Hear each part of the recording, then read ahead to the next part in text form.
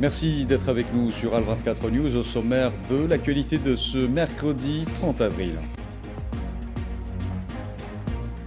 Au moins 25 Palestiniens sont tombés en martyrs et des dizaines d'autres blessés au 44e jour de la reprise par l'entité sioniste de son agression génocidaire contre la bande de Gaza, faisant depuis le 7 octobre 2023, 42 400 martyrs et plus de 118 014 blessés.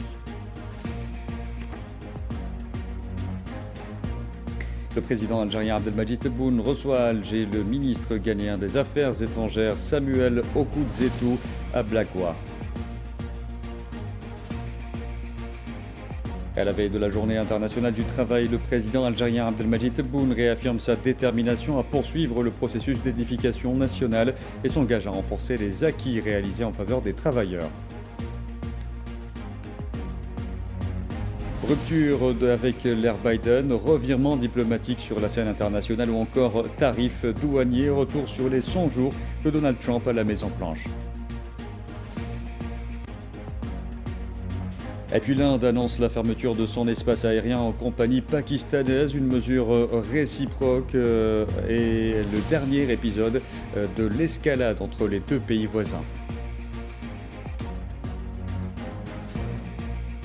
Bonsoir à tous. Au moins 25 Palestiniens sont tombés en martyrs et des dizaines d'autres ont été blessés 44 jours après la reprise par l'entité sioniste de son agression génocidaire contre la bande de Gaza. D'ailleurs, depuis le 18 mars, 2308 Palestiniens sont tombés en martyrs et 5973 autres ont été blessés. Par ailleurs, le bilan des victimes depuis le 7 octobre 2023 s'élève à 52 400 martyrs et plus de 118 014 blessés.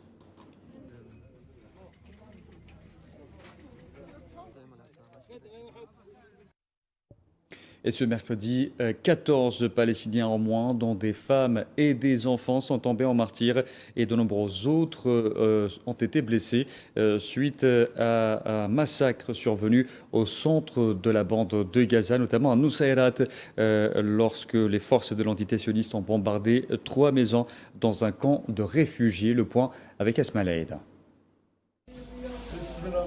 Une foule nombreuse s'est rassemblée ce mercredi à Nusayrat, au sud de la bande de Gaza, pour accompagner les corps de Palestiniens tués par les forces d'occupation sionistes dans une frappe aérienne sur le camp de réfugiés de Nusayrat. Les victimes ont été transportées à l'hôpital des martyrs d'Al-Aqsa, à proximité de Dar al-Balah. Des images insoutenables qui en disent long sur la souffrance endurée par les Palestiniens, mais aussi de la barbarie des forces d'occupation. Des Palestiniens dont les larmes ont séché à force de pleurer font leur adieu à leurs proches. Une tragédie sans précédent, comme le montrent ces images, un Palestinien ému transportant le corps d'une petite fille enveloppée dans un drap.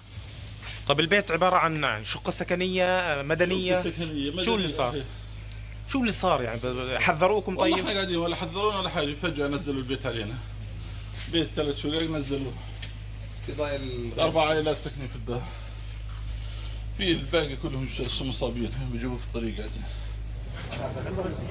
Des images qui font le tour de la toile tous les jours sous le regard indifférent de la communauté internationale. Les forces d'occupation sionistes poursuivent leur agression contre la bande de Gaza par voie terrestre, maritime et aérienne. Chaque jour, les Palestiniens se réveillent au fracas des bombes, des obus et des balles. L'entité sioniste commet chaque jour des massacres épouvantables contre le peuple palestinien qui subit une campagne de nettoyage ethnique et de déplacement systématique. Le bourreau sioniste a pour rappel repris le 18 mars son agression génocidaire contre la bande de Gaza. Après une trêve fragile de 2 mois, les attaques ont repris avec un rythme redoublant de sauvagerie.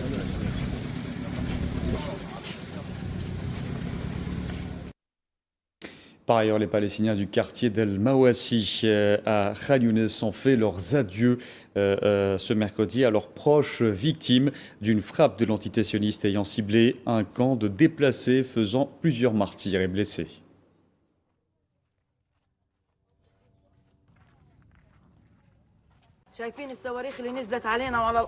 Vous voyez les roquettes qui sont tombées sur nous et sur les enfants à la maison. Ils dormaient, nous dormions profondément et ils nous ont fait sortir de la maison comme ça. Et nous avons commencé à courir avec les enfants à minuit. C'est vraiment injuste ce monde.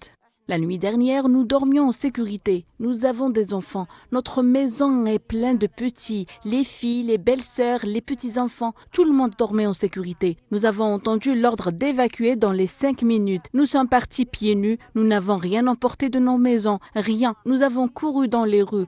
Où irons-nous? Nous ne savons pas où aller.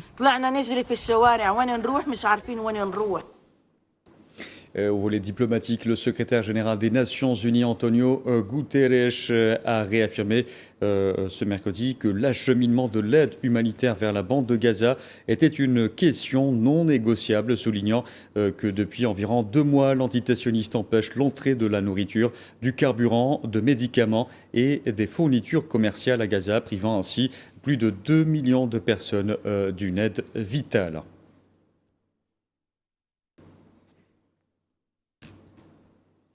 Par ailleurs, les audiences publiques de la Cour internationale de justice consacrées aux plaidoiries orales relatives aux obligations de l'entité sioniste en ce qui concerne les activités des Nations Unies, des organisations internationales et des États tiers dans les territoires palestiniens occupés se poursuivent encore à La Haye, aux Pays-Bas. L'Algérie a mis un accent particulier hier sur l'entrave de l'entité sioniste à l'UNRWA, privant les habitants de Gaza des aides vitales. Le point avec Nelaït Hamouda.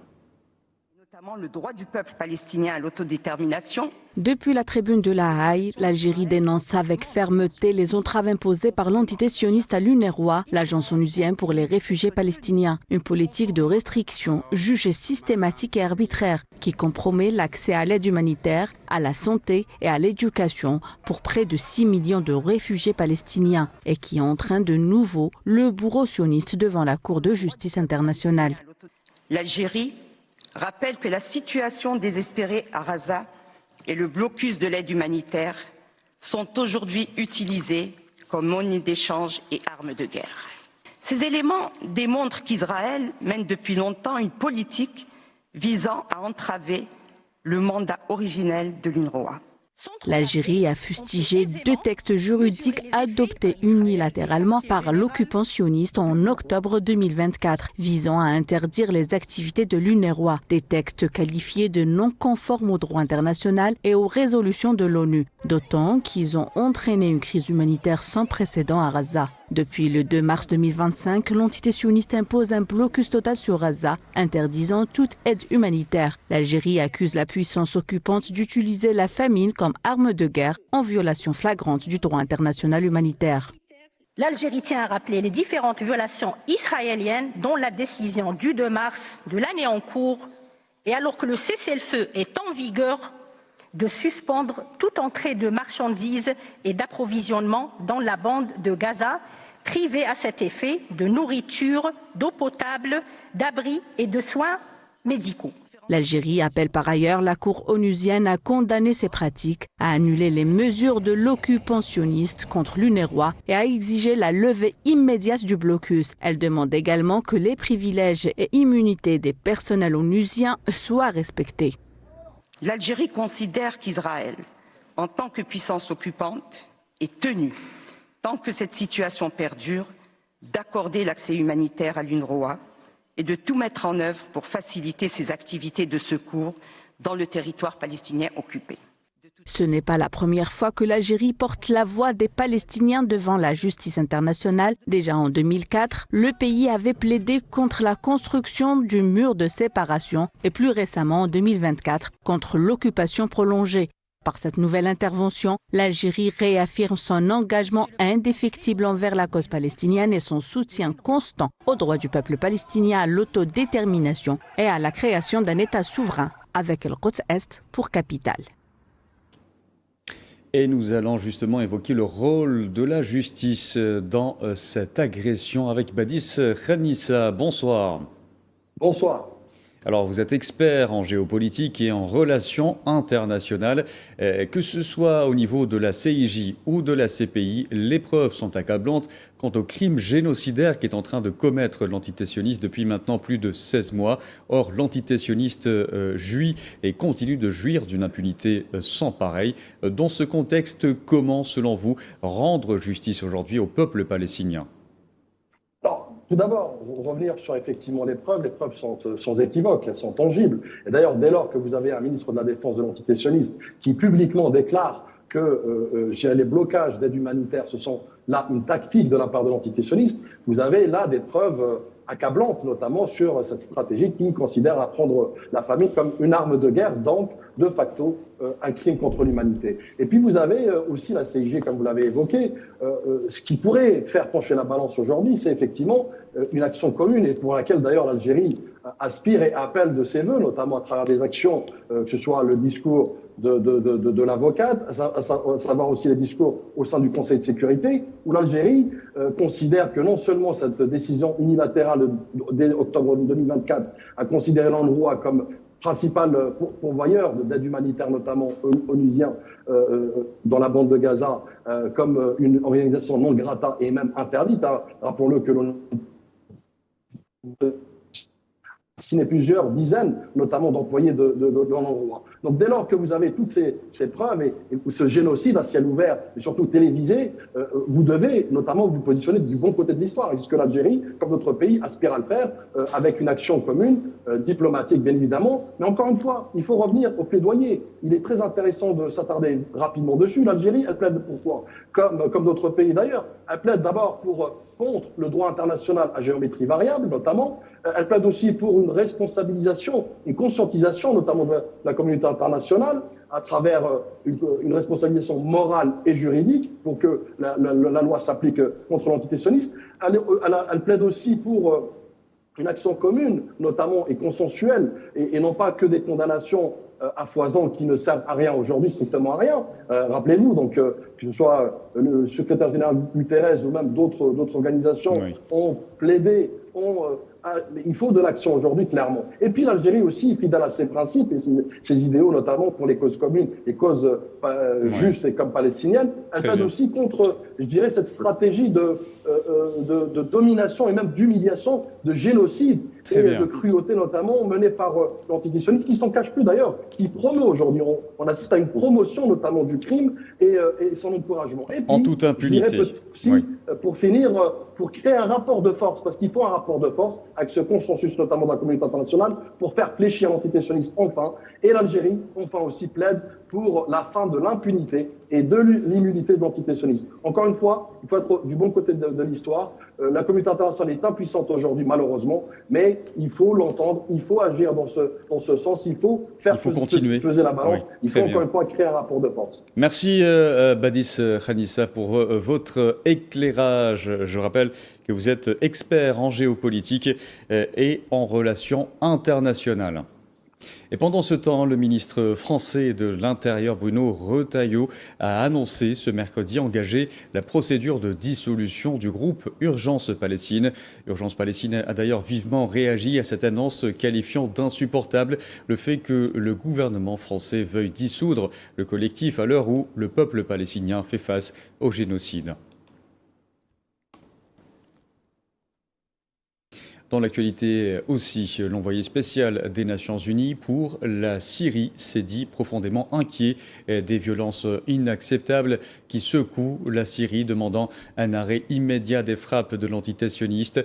Geir Pedersen s'est dit aussi alarmé par le potentiel d'escalade supplémentaire d'une situation extrêmement fragile après les violences autour de Damas et de Homs et suite au raid de l'occupation sioniste dans les faubourgs de la zone d'Ashrafia et Sanaïa. Le ministère syrien des Affaires étrangères a exprimé son rejet catégorique de toute forme d'ingérence étrangère dans ses affaires internes.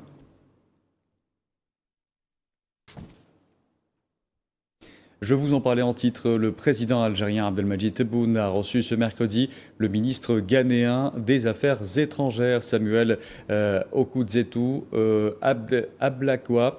L'audience s'est déroulée en présence du directeur de cabinet à la présidence de la République, Boualem Boualem, et du ministre d'État, ministre des Affaires étrangères de la Commission nationale à l'étranger et des Affaires africaines, donc Ahmed Attaf.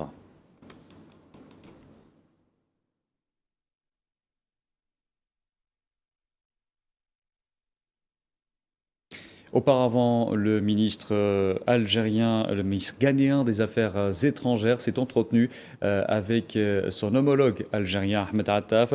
Cette rencontre a été l'occasion de passer en revue les relations historiques et privilégiées entre l'Algérie et le Ghana dans leurs divers axes et dimensions, ainsi que d'examiner les moyens de leur insuffler un nouvel élan. Les deux ministres ont également échangé les vues et analyses sur la situation actuelle dans leur voisinage régional commun et ont souligné la nécessité de poursuivre la coordination conjointe afin de contribuer aux efforts visant à promouvoir la paix, le développement et la complémentarité sur le continent africain.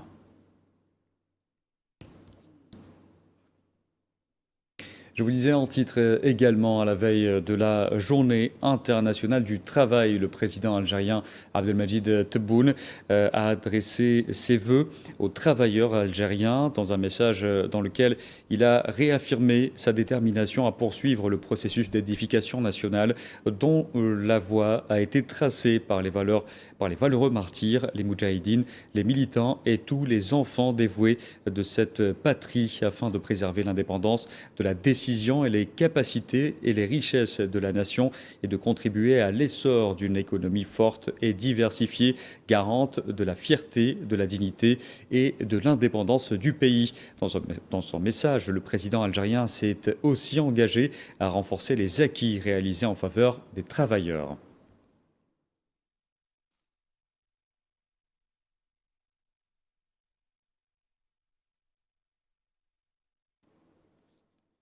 Dans l'actualité également, l'émissaire américain pour l'Afrique, Massad Boulos, a rencontré ce mercredi à Doha, dans la capitale du Qatar, des représentants du Rwanda, du Togo et de la République démocratique du Congo, où un conflit armé dans l'est du pays a fait des milliers de morts.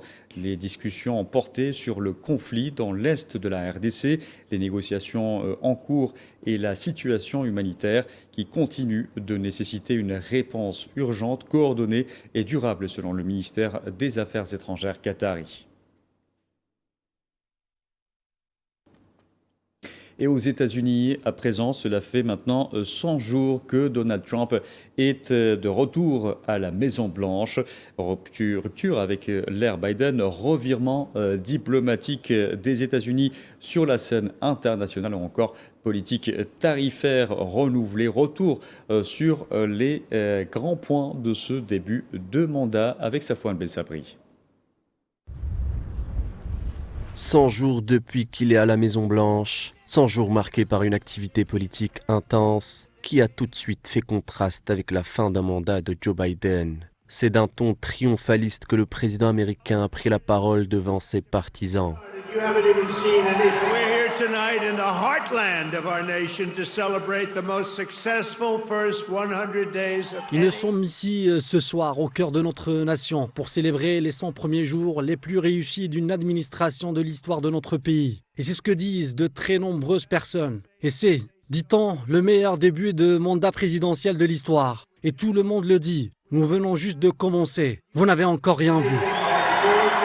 Durant la campagne présidentielle, Donald Trump avait promis de mettre en œuvre des changements radicaux dès le premier jour s'il revenait à la Maison-Blanche. C'est chose faite. Pour ses partisans, cette stratégie démontre le caractère d'un leader déterminé à aller au bout de ses promesses et à mettre en œuvre les réformes attendues. Pour ses opposants, en revanche, elle représente une nouveauté parfois difficile à suivre. En matière économique, Donald Trump a mis en place ce qu'aucun président américain n'avait fait auparavant, un changement drastique des politiques douanières qui a fait maintes fois vaciller les places financières internationales. Sur le plan géopolitique, c'est un changement de cap qu'opèrent les États-Unis Mettant à mal l'union sacrée de l'Occident en soutien à l'Ukraine, Washington renoue avec un isolationnisme ancestral. Et je vous disais en titre, l'Inde a annoncé ce mercredi la fermeture de son espace aérien aux compagnies aériennes pakistanaises. Selon une information rapportée par des sources locales indiennes, cette mesure intervient quelques jours après que le Pakistan a fait de même aux compagnies aériennes indiennes dans un contexte de tensions accrues suite à l'assassinat de 26 touristes lors d'une attaque terroriste contre le Cachemire indien. Selon la même source, la fermeture de l'espace aérien entre en vigueur ce mercredi donc et se poursuivra jusqu'au 23 mai.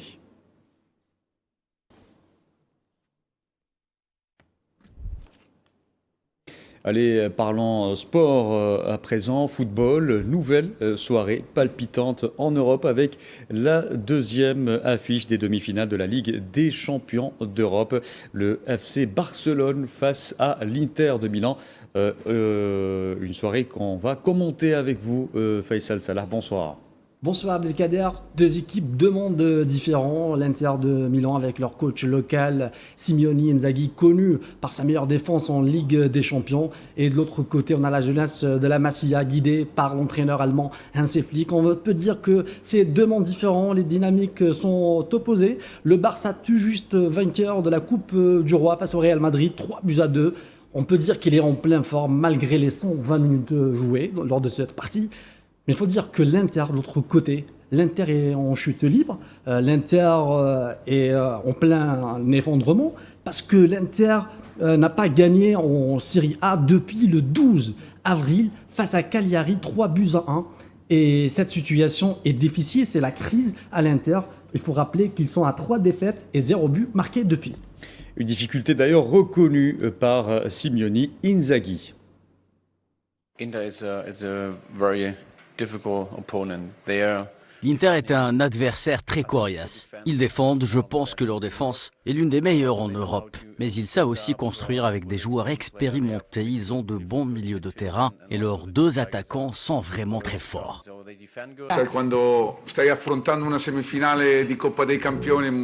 Quand je pense à une demi-finale de Ligue des Champions, le moment le plus difficile, il y a beaucoup d'enthousiasme, beaucoup d'excitation. Notre capitaine l'a dit, nous sortons d'une mauvaise semaine, mais nous pouvons faire mieux et devons faire mieux. Nous sommes enthousiastes par rapport à ce que nous avons accompli, par rapport au match que nous allons jouer demain contre la meilleure équipe du monde.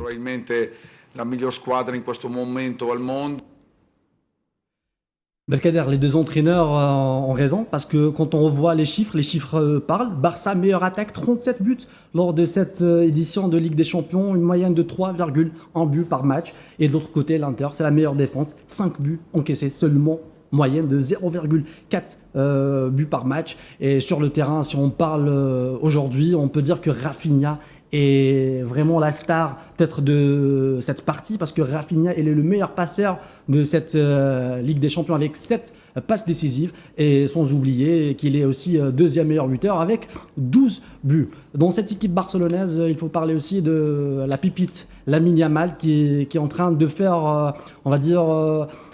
il est en train de faire du bruit, il est en train d'attirer l'attention, les projecteurs. On écoute Lamine Yamal juste avant cette partie entre l'Inter et le Barça. J'ai la motivation et j'ai des frissons dans le ventre avant le match. Je pense que c'est une bonne chose, tous les joueurs le ressentent. Mais la peur, je l'ai laissée derrière moi, au stade de Mataró, depuis longtemps. Le premier match des demi-finales de la Ligue des Champions s'est déroulé hier entre le Paris Saint-Germain et l'équipe d'Arsenal. Les Gunners n'ont pas géré, ont tremblé à domicile à l'Emirates Stadium. C'est le PSG qui a gagné le match grâce à un but signé Ousmane Dembélé. Le match retour sera au Parc des Princes et la situation sera vraiment difficile pour l'équipe d'Arteta. Et avant de nous quitter, Faisal Salah, un mot sur la performance en club de hier soir de l'international algérien Riyad Mahrez en Ligue des champions asiatiques. Ligue des champions asiatiques d'élite, Riyad Mahrez a mené son équipe vers une qualification en finale, passeur décisif lors de la demi-finale qui opposait l'Ahli à Al-Hilal. L'Algérien a également obtenu un pénalty malheureusement raté par son coéquipier Franck Kessié. Le match s'est terminé sur le score de 3-1 en voyant l'Ahli en finale de la Ligue des champions asiatiques. Le capitaine des Verts est en ce moment en train de briller parce qu'il est le meilleur passeur de la compétition avec 8 buts et le deuxième meilleur buteur avec 8 passes décisives et le deuxième meilleur buteur de la compétition avec 9 buts. Ces détails, Faisal Salah, et c'est la fin de ce journal. Merci à vous de l'avoir suivi. Vous pouvez revoir ce programme sur le site Al24 News ou à travers nos différentes plateformes en scannant le QR code qui s'affiche en bas de votre écran. Excellente soirée à tous.